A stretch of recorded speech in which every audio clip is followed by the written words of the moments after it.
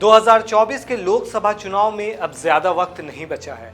2024 चुनाव से पहले एक बार फिर सभी पार्टियों की तरफ से रणनीति बनाई जा रही है।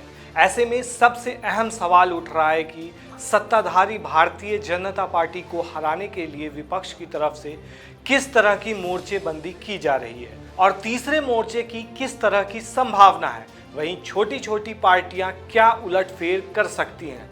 चलिए जानते हैं पूरा मामला। देखा जाए तो लोकसभा चुनाव 2024 में अपनी मौजूदगी दिखाने के लिए छोटे दल भी बेहद सक्रिय हैं। एनडीए हो या फिर इंडिया गठबंधन, दोनों खेमे में छोटे दल अपनी ताकत दिखाने की होड़ में हैं। कुछ छोटे दल ऐसे हैं जो एनडीए और इंडिया दोनों ही गठबंधन का खेल बिगाड़ सकते हैं। आम आदमी पार्टी को देखा जाए तो जिस तरह से दिल्ली में 2 बार क्लीन स्वीप किया, उसके बाद पंजाब में सबसे बड़ी पार्टी बनकर उभरी, आने वाले वक्त में कड़ा टक्कर दे सकती है। वहीं बीएसपी, एआईएमआईएम जैसे दलों की भी अपने हिसाब से हाजिरी लगाने की तैयारी है। ऐसे में ये सभी पार्टियां, जैसे असदुद्दीन ओवैसी की पार्टी ने तो बिहार में तीसरा मोर्चा बनाने की कवायद भी शुरू कर दी है। इसके लिए एआईएमआईएम अन्य छोटे दल के संपर्क में भी है। ओवैसी की ये पार्टी बिहार में समान विचारधारा वाले दलों की तलाश में है। ऐसे में पार्टी लोकसभा की सभी 40 सीटों पर तैयारी कर रही है। पिछले विधानसभा चुनाव में 5 विधानसभा क्षेत्र में जीतकर एआईएमआईएम ने सबको चौंका दिया था। वहीं मायावती की बसपा बिहार में अपनी जमीन मजबूत करने में जुटी है। बसपा सभी 40 लोकसभा सीटों पर चुनाव लड़ने की तैयारी कर रही है, लेकिन कोशिश तीसरा मोर्चा की भी है। वहीं एनडीए हो या फिर इंडिया गठबंधन, दोनों बड़े सियासी समूहों को ताकत दिखाने की होड़ है सभी छोटी पार्टियों में। कभी बिहार की राजनीति में अहम भूमिका निभाने वाली रामविलास पासवान की लोक जनशक्ति पार्टी आज 2 भागों में बंट चुकी है।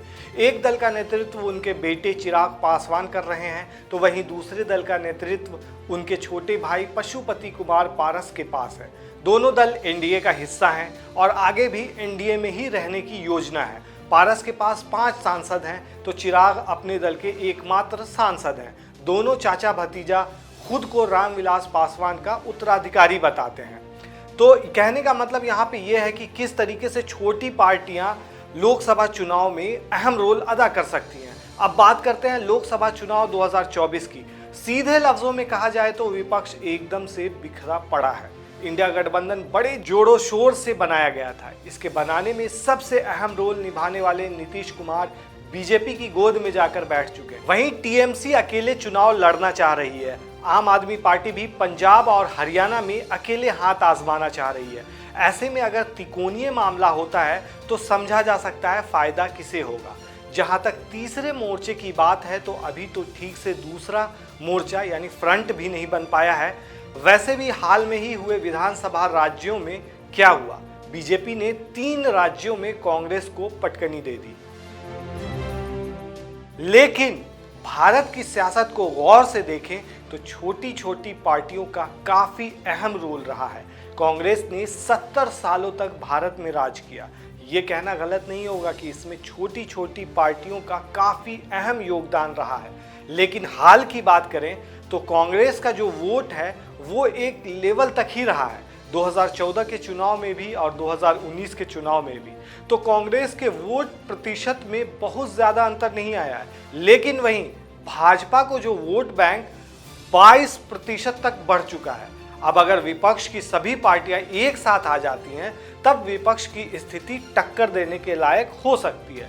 लेकिन अभी जिस तरह का राजनीतिक परिदृश्य दिख रहा है उसमें अलग अलग जगहों पर अलग अलग पार्टियों का अपना अपना वर्चस्व है। सभी के अपने अलग अलग ज़मीन है और वो अपने हिसाब से यानी अपने अकॉर्डिंग वोट आते हैं उन्हें। हालांकि देखा जाए तो भारत जोड़ो यात्रा और न्याय यात्रा के बाद कांग्रेस का आत्मविश्वास थोड़ा सा बढ़ा है और वो उस हिसाब से सोच रहे हैं कि उनको इसका फायदा मिलेगा। लेकिन यात्रा में जितने लोग जुड़े, कांग्रेस उनको भुना ले, वोटर्स आएं और उनको वोट करें और जब तक ये मतदाता आकर उनको वोट नहीं करते हैं तब तक कांग्रेस की जो रणनीति है वो कहीं ना कहीं नाकामयाब होती हुई ही दिख रही है।